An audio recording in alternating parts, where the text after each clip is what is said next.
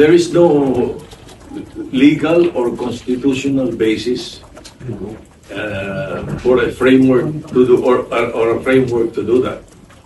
So I think it's an opinion of a legislator. So I will leave it at that. Hindi pwede gawin yun at the moment.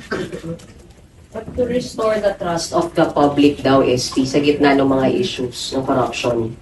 Well, first of all, and I have vowed already, we will make sure that the budget process, as far as the Senate is concerned, will be transparent and accountable. Everything will be done through the eyes or within the purview of the people, no? Of the public. So that's one. No? And then hopefully the ICI can open to the public its deliberations. No? That's another. And the most important of all is that the judiciary act well. In other words, may mga ma-prosecute, may mga makulong, at may ma-find guilty yung mga guilty.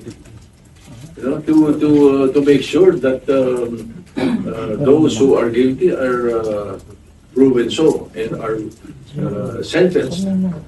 Palagay ko doon pag nakita ng mga tao na gano'n nangyayari, malinaw ang paggamit ng pera nila. Diba? Malinaw ang investigasyon.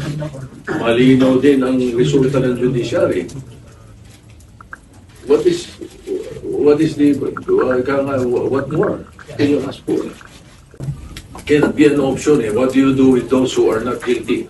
What do you do with those who are newly elected and have no bad records? What do you do with them? Dadamay mo doon sa mga guilty or sa mukhang guilty kung hindi man guilty. Kung meron bang marumi, ba't natin idadamay yung mga malinis doon sa marumi? So I don't know. It's very far-fetched as far as I'm concerned. It's we will be entering something like